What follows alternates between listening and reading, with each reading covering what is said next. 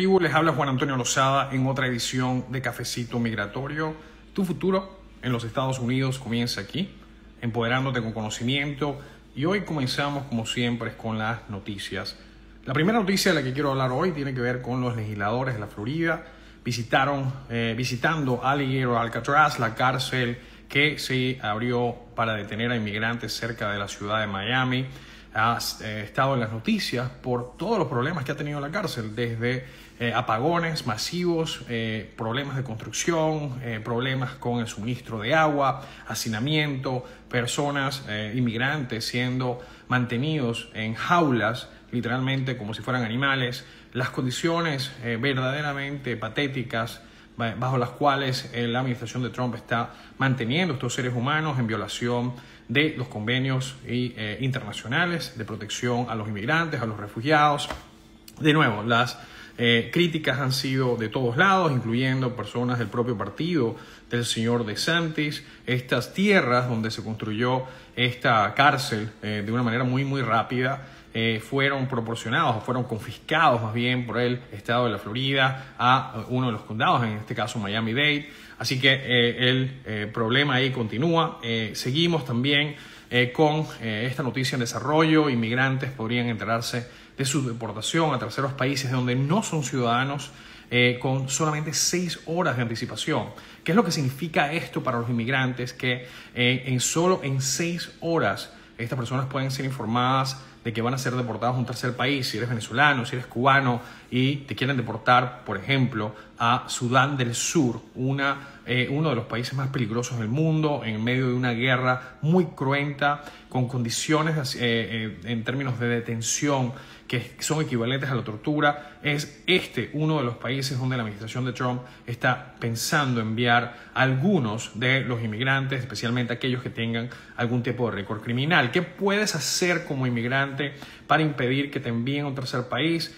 Hay que meter un writ de habeas corpus, pero para eso tienes que ya tener un abogado que se especialice en writ de habeas corpus. La mayoría de los abogados de inmigración le tienen miedo a litigar en una corte federal. De hecho, te invito a que le preguntes a la mayoría de los abogados de inmigración y vas a encontrar que lamentablemente la mayoría de ellos y ellas no se sienten cómodos yendo a una corte federal para meter un writ de habeas corpus. No saben cómo hacerlo, nunca han practicado o han sido admitidos en las cortes federales.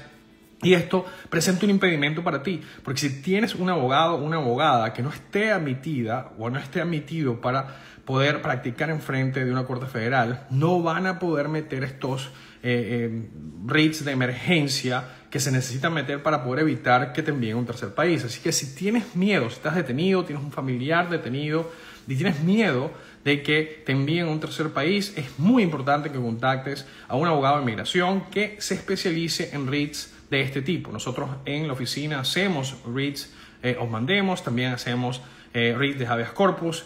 Tenemos, de hecho, uno de los abogados de la firma ha litigado varias acciones de este tipo, ha parado la deportación de algunas personas cuando ya están a punto de montarlas en el avión. Así que, de nuevo, es un momento crítico y tenemos que estar muy pendientes de esta situación porque, de nuevo, ahora según la nueva política y los últimos fallos de la Corte Suprema de los Estados Unidos, un inmigrante puede ser enviado a un tercer país sin que se le dé una notificación de más de 6 horas. Así que hay que estar ya, tener identificada a la persona que te va a ayudar para que no vayas a terminar en un tercer país del que no eres ciudadano bajo condiciones como las que estamos viendo en El Salvador y que después te vuelvas un peón de negociación para el régimen de Donald Trump, que ha utilizado de nuevos seres humanos, como ya lo hemos visto en El Salvador, para lamentablemente negociar mejores condiciones para los Estados Unidos, algo que para mí es deplorable porque estamos hablando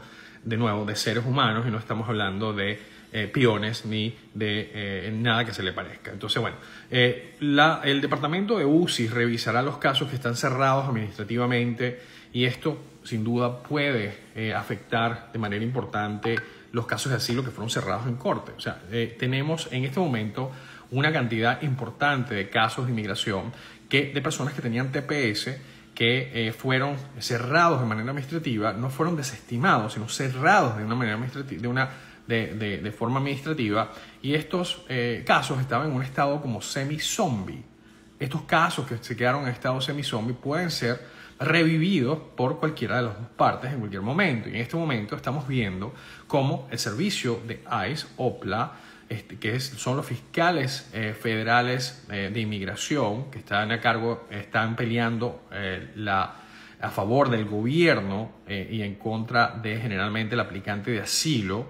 Estamos viendo muchísimo movimiento de estos casos cerrados administrativamente, se están reabriendo, están llegándole cartas a las personas que tenían muchísimos años, que no tenían una fecha en corte porque se habían quedado con la protección del TPS, y ahora estamos viendo que estos casos están regresando a la vida porque están siendo puestos de vuelta en los calendarios de los jueces por los fiscales de inmigración. Así que si usted tiene un caso cerrado administrativamente, usted debería estar muy pendiente mirando el sistema de EOIR, porque en cualquier momento usted podría tener una fecha en corte, y si usted no se aparece porque no se enteró, porque no estaba pendiente, porque creyó que ese caso administrativo no se iba a reabrir, usted puede terminar con una orden final de deportación en ausencia, que es bastante difícil de reabrir. Así que es la responsabilidad de todos las personas que en algún momento tuvieron un caso en corte y este caso fue cerrado administrativamente. No estoy hablando tanto de los casos que fueron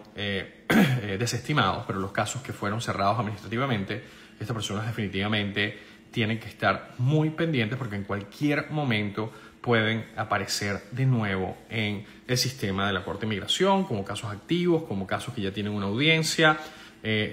Así que, por favor, no pierda el contacto con su abogado, si tiene uno, o con el sistema EOIR. Tengo algunas preguntas. ¿Qué puede esperar si tengo un caso de asilo afirmativo abierto en Miami, pero ahora vivo en Texas? Nunca actualicé mi dirección y me llega una notificación de entrevista a la que no asisto.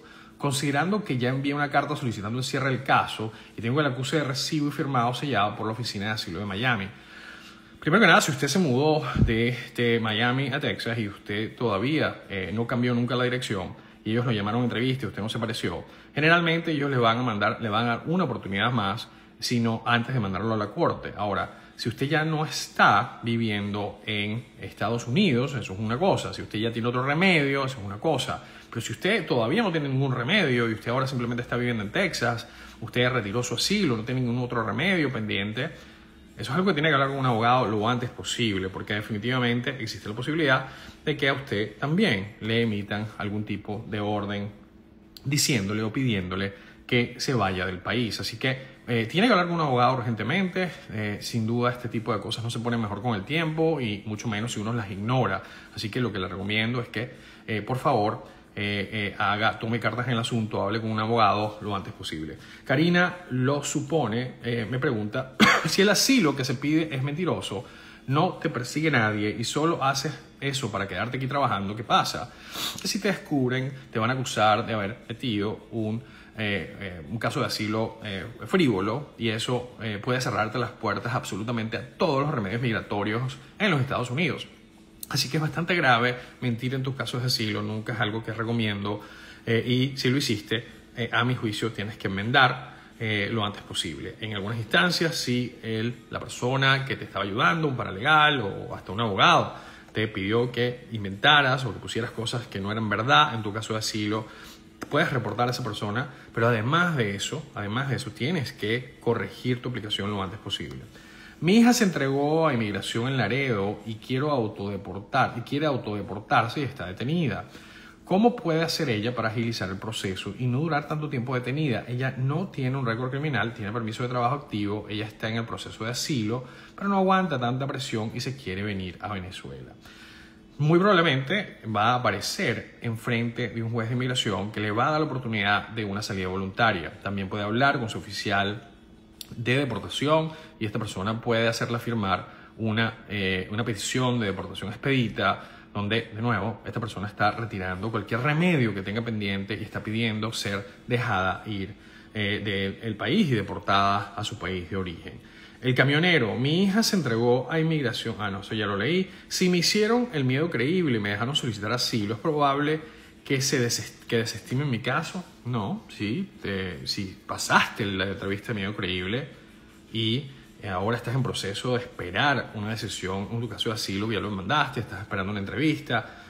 No, eso no necesariamente significa que te lo van a desestimar. Ahora, tienes que hablar con un abogado porque no entiendo un montón de cosas que habría que preguntarte para entender cuál es la situación en este momento de tu caso, pero no necesariamente van a desestimar tu caso. Tengo que saber un poco más para poder entender bien la pregunta completa y el marco fáctico de tu caso, pero en este momento creo que no corres riesgo de eso.